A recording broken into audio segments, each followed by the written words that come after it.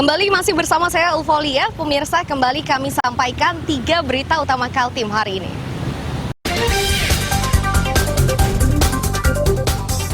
Warga Karangmumu Samarinda digegerkan oleh tenggelamnya bocah laki-laki di sungai.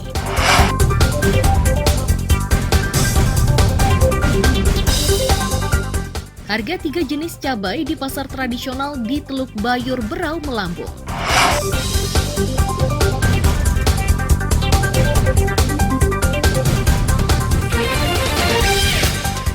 Kabupaten Mahakam Ulu untuk pertama kalinya melepaskan keberangkatan jemaah calon haji.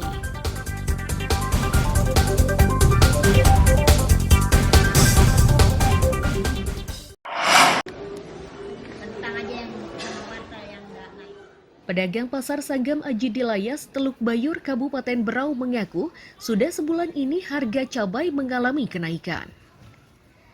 Ada 3 jenis cabai yang harganya melonjak, yakni cabai keriting, tiung, dan cabai rawit. Untuk cabai keriting yang semula Rp60.000 kini melonjak menjadi Rp100.000 per kilogram. Bahkan untuk cabai tiung saat ini dijual dengan harga Rp110.000 dari yang sebelumnya Rp70.000 per kilogram.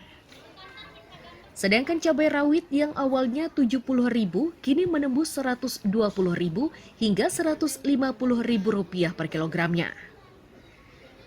Pedagang menduga kenaikan harga ini akibat petani lokal gagal panen.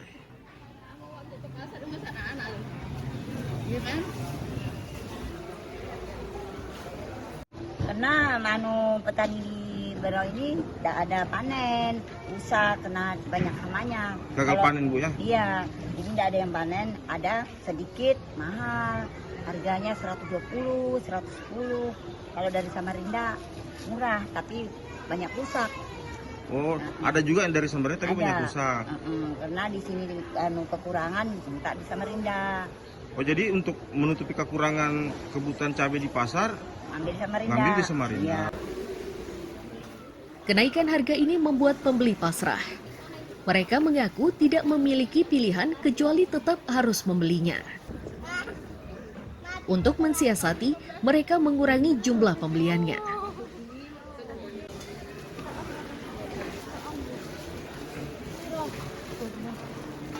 Ya, kita ikutin aja harusnya Pak.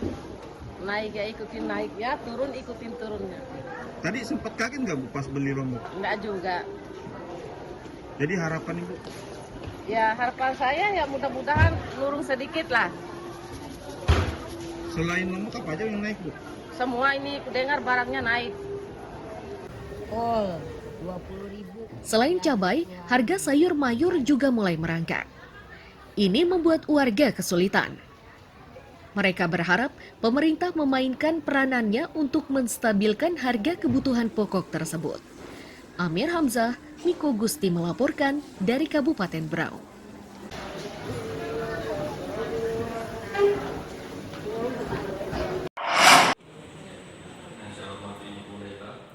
Ruang sidang paripurna DPRD Samarinda ini dijadikan tempat pertemuan antara warga Gunung Lingai dan PDAM. DPRD sengaja mempertemukan keduanya guna mengetahui penyebab sulitnya memasok air bersih ke kawasan tersebut. Sebelum pertemuan, DPRD sudah turun di lapangan. Warga terpaksa mencari alternatif dengan membuat sumur bor. Akan tetapi, air yang dihasilkan dinilai tidak layak konsumsi karena berbau. Nah, sama ini aja, sama jalan masih banyak. Dari L2 ke Samarinda itu Pak lebih dekat. Dia ada kurang lebih 40 rumah, 40 kakak ya. Terus kalau ada di Batu Cermin itu bisa ada 70 atau 80 kakak. Terus di titik-titik lain juga ada sih.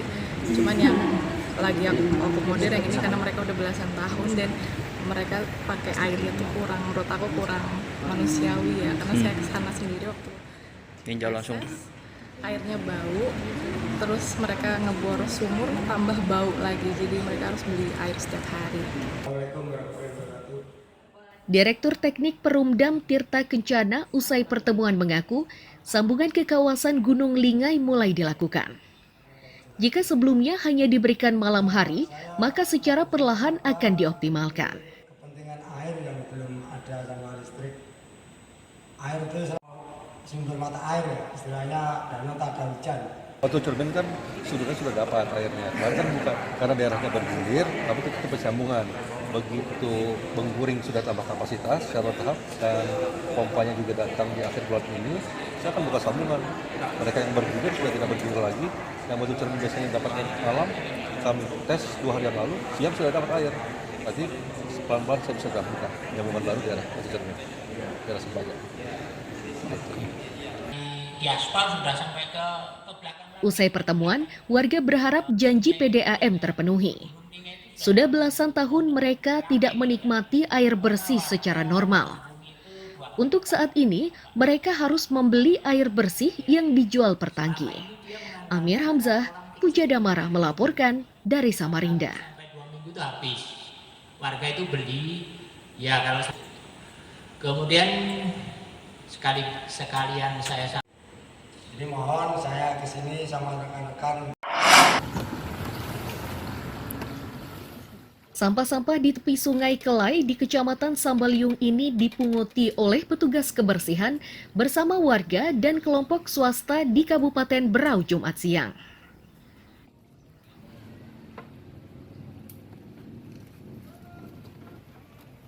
Kegiatan ini diperluas hingga ke tengah sungai. Menumpang perahu bermesin ketinting, mereka memunguti sampah yang hanyut di permukaan air dengan menggunakan jaring. Motor penggerak kegiatan menyebut gotong royong memperingati Hari Lingkungan Hidup Sedunia tahun 2022 itu dilakukan dengan tujuan untuk mengurangi beban sungai. Bapak Ibu perwakilan bisa